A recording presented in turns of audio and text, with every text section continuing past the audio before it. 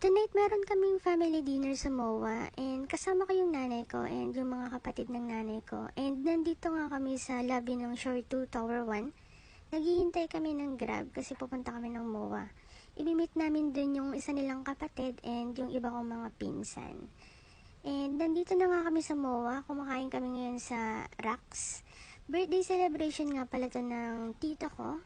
And also, meet up na rin with my pinsan, architect, and also sila ate, mga taga Surigao.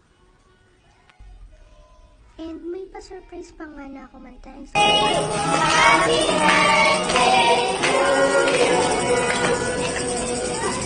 One more time! Happy birthday to you! Happy birthday! Happy birthday to you! Happy birthday! Happy birthday!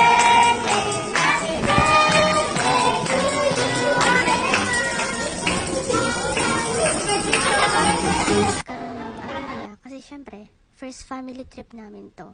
And ayaw namin ng kahit anong aberya. And by the way, ito nga palang trip na to is birthday trip ng tita ko. And napag-desisyonan namin na mag-celebrate ng birthday niya sa Japan since yung isa nilang kapatid is nasa Japan.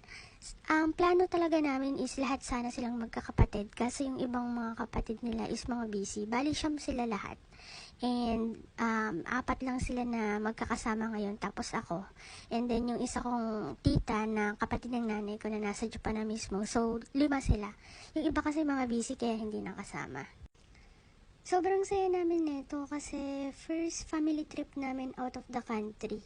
And ewan ko, pero ako lang ba na pag tumatanda ka, parang mas nare-realize mo na mas okay na mag-spend ng free time mo or maglaan ka talaga ng oras mo para sa family mo.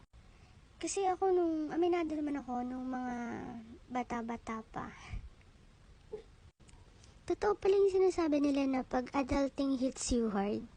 Iba talaga. Kasi nararanasan ko na siya ngayon. Kasi dati before, ayaw kong mag-a-attend ng mga family gathering. Feeling ko ang boring-boring mga kasama ko mga matatanda or mga hindi ko naman ka-close. Pero nung tumatanda ako ngayon, mas nag-iiba yung pananaw ko sa buhay. Mas gusto ko na ngayon, actually mas preferred ko talaga na gumala kasama yung family ko or mag-spend ng free time ko with my family. Hindi ko alam kung bakit pero ang saya-saya ko kasi pagkasama ko yung family ko, hindi mababayaran ng kahit magkanong pera yung happiness pag nagkakaroon kami ng family bonding. Kaya nga yung mga kaibigan ko ngayon, ang dami nang nawawala tsaka ang dami nagtatampo kasi nga hindi na ako nakakasama sa kanila. Kasi yung pag may free time ako, mas nilalaan ko talaga sa family ko. So, sa mga kaibigan ko, sorry.